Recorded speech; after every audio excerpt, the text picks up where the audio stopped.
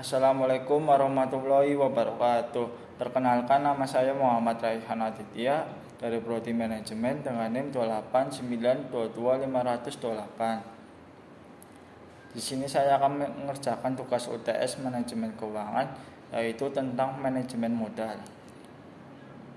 Manajemen modal, setiap bisnis pasti memerlukan modal untuk bisa membiayai kegiatan operasional sehari-hari seperti membeli bahan baku, membayar gaji para pegawai, membayar tagihan listrik, dan berbagai hal lainnya. Nah, modal yang digunakan tersebut dikenal dengan modal kerja. Manajemen modal kerja adalah manajemen serta berbagai unsur aset lancar dan juga utang lancar. Jika terjadi keliruan di dalam pengolahan modal kerja, maka akan sangat berdampak pada kegiatan operasional bisnis Anda.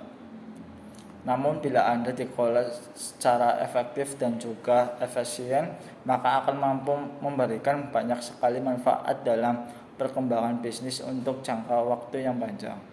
Manajemen modal kerja terdiri dari dua unsur, yakni aktiva dan kewajiban lancar.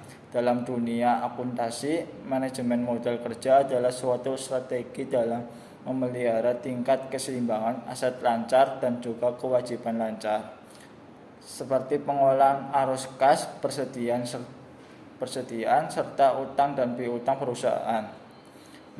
Manajemen modal kerja selanjutnya ada manajemen modal kerja memiliki peran yang sangat penting dalam suatu bisnis. Setiap keputusan dari manajemen bisa berdampak secara langsung pada peningkatan laba, resiko penjualan, dan juga harga saham perusahaan. Hal tersebut pun berhubungan langsung dengan penjualan yang meningkat serta dana yang diperlukan untuk biaya aktivitas lancar. Selanjutnya, tujuan manajemen modal kerja. Tujuan dilakukan modal kerja adalah agar suatu bisnis bisa mengolah aset lancar dan utang lancar, sehingga bisa memperoleh modal kerja atau neto yang lebih baik dan menjamin tingkat likuiditas pada suatu bisnis. Aktiva lancar ini bisa berbentuk kas, sekuritas, piutang, persediaan, dan juga pendanaan yang diperlukan untuk mendukung aset lancar.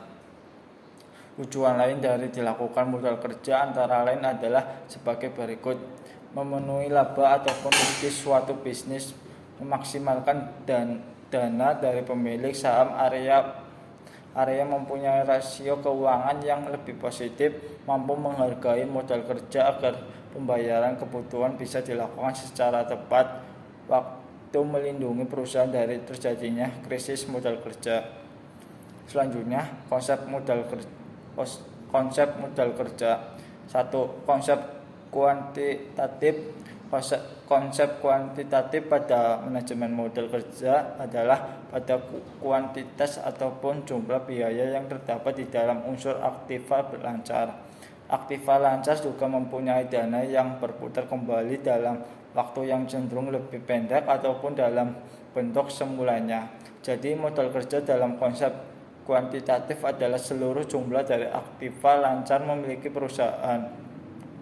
Modal kerja dalam makna ini juga dikenal dengan modal kerja bruto. 2. Konsep kualitatif. Bila pada konsep kualitatif hanya berkaitan dengan jumlah aktiva lancar, nah dalam konsep kualitatif ini modal kerja akan sangat berkaitan dengan jumlah utang lancar ataupun utang yang pembayarannya harus segera dibayarkan. Untuk itu, sebagian aktiva lancar harus tersedia agar bisa membiayai kewajiban finansial perusahaan yang harus segera dilakukan, tidak boleh digunakan untuk membiayai operasional perusahaan.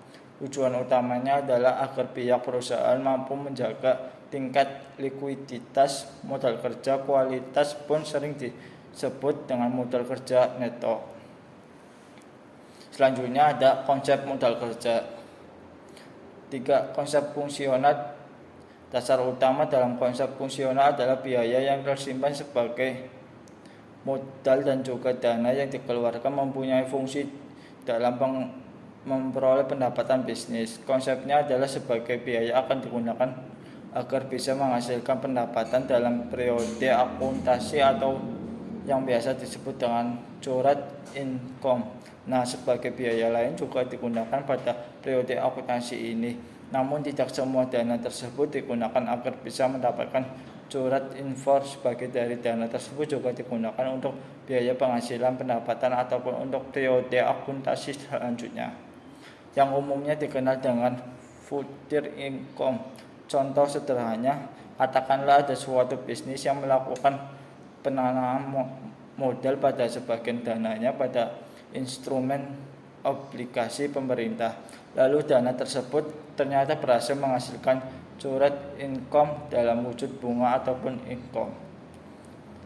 Selanjutnya ada penentuan jumlah modal kerja. Jumlah modal kerja yang diperlukan dalam suatu bisnis harus bisa diperhitungkan dengan baik oleh semua pihak profesional seperti oleh Chief Financial Officer atau CFO atau oleh manajemen keuangan agar tidak kekurangan ataupun kelebihan modal. Modal bisa mengalami perubahan karena terjadi perubahan penjualan. Contohnya, jika mengalami peningkatan penjualan, maka modal kerja pun akan turut membesar, namun jumlah modalnya akan tergantung pada setiap aset lancar. Biasanya jumlah keperluan modal kerja dalam suatu bisnis sangat tergantung pada dua hal, yakni jumlah operasi pokok atau penjualan serta perputaran modal kerja. Untuk jumlah operasi pokok atau penjualan, semakin besar penjualan atau operasi pokoknya, maka keperluan modal bisnis pun akan semakin besar, pun begitu juga sebaliknya. Sedangkan untuk perputaran modal kerja, semakin cepat perputaran modal kerja yang diperlukan juga akan relatif lebih besar. Sebaliknya, bila perputaran modalnya melambat, maka modal yang diperlukan pun akan lebih sedikit. Kesimpulannya, jadi manajemen modal kerja adalah suatu metode yang dilakukan untuk memelihara keseimbangan aset lancar dan juga kewajiban lancar, seperti untuk mengolah arus kas, persediaan, dan utang serta piutang perusahaan. Untuk bisa mengetahui banyak keperluan modal kerja, maka bisa dilakukan dengan metode saldo rata-rata dan juga metode unsur biaya.